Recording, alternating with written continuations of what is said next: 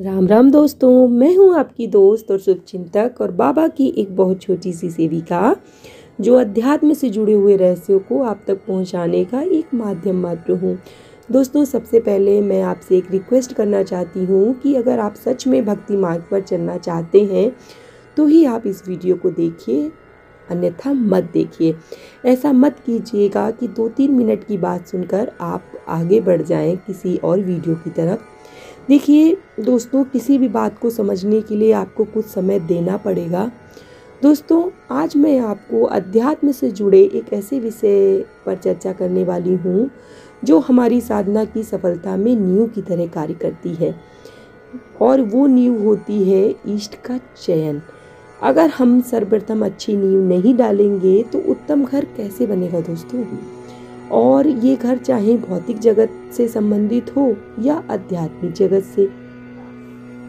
दोस्तों, आज इस भागम भाग भरी जिंदगी में प्रत्येक मनुष्य के भीतर एक उथल पुथल सी मची रहती है कि मुझे ये पाना है, मुझे कुछ अच्छा चाहिए, मुझे अच्छा सा घर खरीदना है, मेरे पास अच्छी गाड़ी होनी चाहिए, बैंक बैलेंस होने चाहिए, मेरे बच्चे भी वेल सेटल्ड होने चाहिए। और इन सब इच्छाओं के बोझ को उठाए उठाए वो कभी एक देवी के दरवाजे पे खड़ा होता है, कभी दूसरे देव के दरवाजे पर खड़ा होता है, और इसी तरीके से उसकी ज़िंदगी जो है अधर में जो है लटकी रहती है।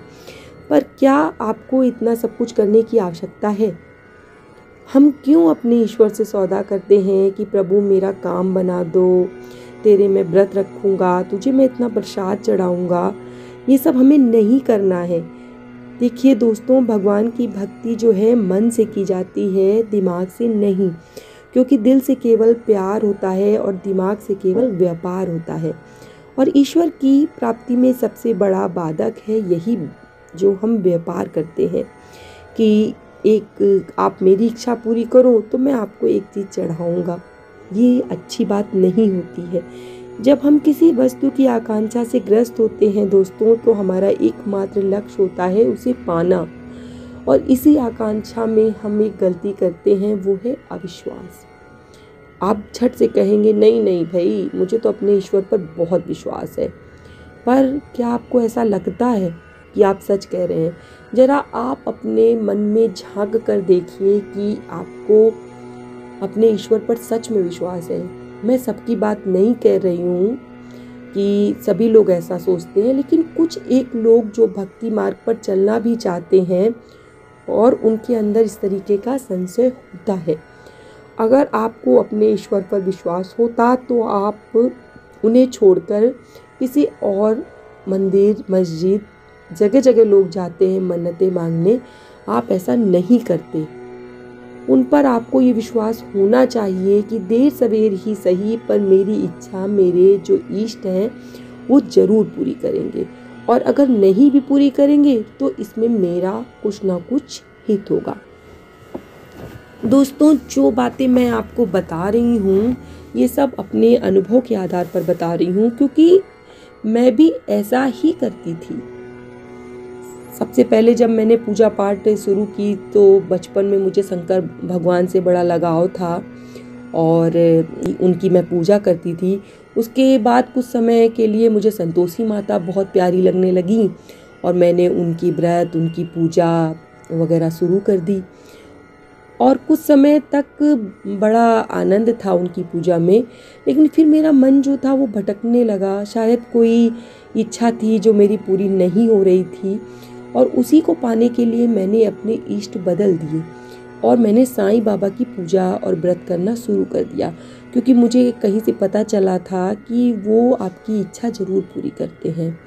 परंतु दोस्तों, ये सारा जो क्रियाकलाप था वो भी बहुत दिनों तक नहीं चला, और मैंने जो है वो अपने इष्ट उसके बाद फिर बदल लिए।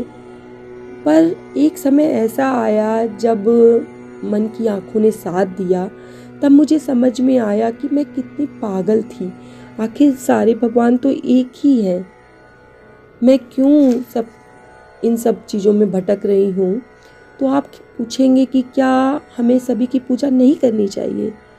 नहीं दोस्तों, आप सभी की पूजा कर सकते हैं, पर मैं इस समय बात कर रही हूँ अपने मन को किसी एक पर केंद्रित करने की। आपको अपने इष्ट को चुनना ही होगा, क्योंकि इस तरीके का जब आपके मन में भटकाव होगा तब तक आपको ईश्वर की सच्ची अनुभूति नहीं हो सकती।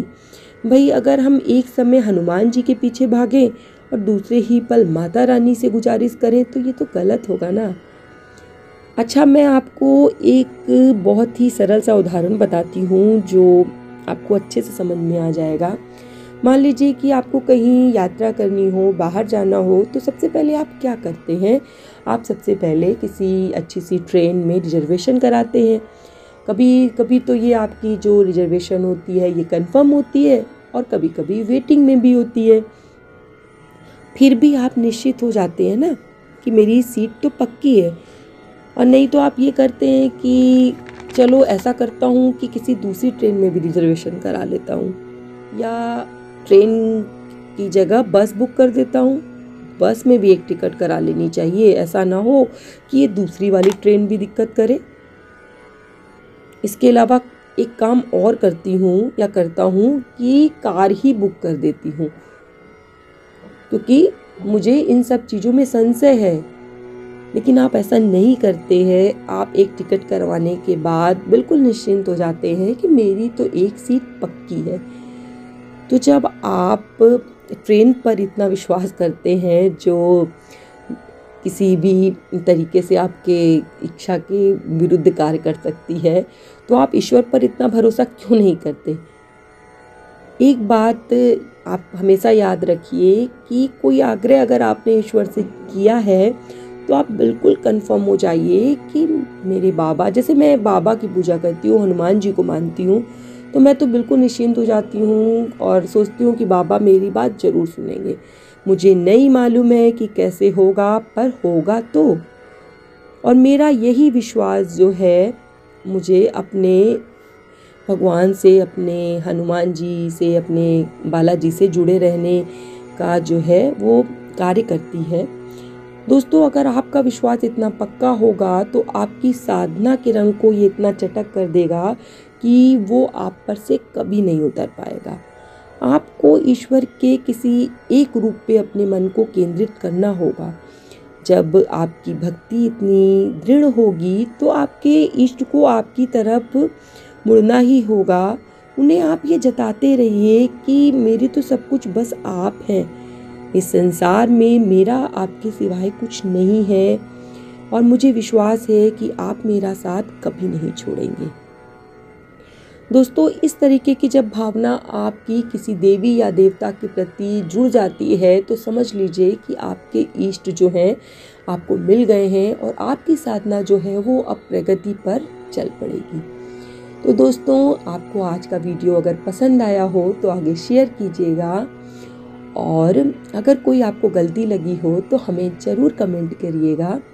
और इसके अलावा अगर आपकी अध्यात्म से जुड़ी कोई परेशानी हो तो आप हमें ज़रूर ईमेल करके पूछ सकते हैं। इसी के साथ आज की जो ये वीडियो है मैं यहीं समाप्त करती हूँ और बाबा से प्रार्थना करती हूँ कि बाबा आपकी मनोकामना पूरी करें। इसी के साथ जय श्री राम, जय बाबा की।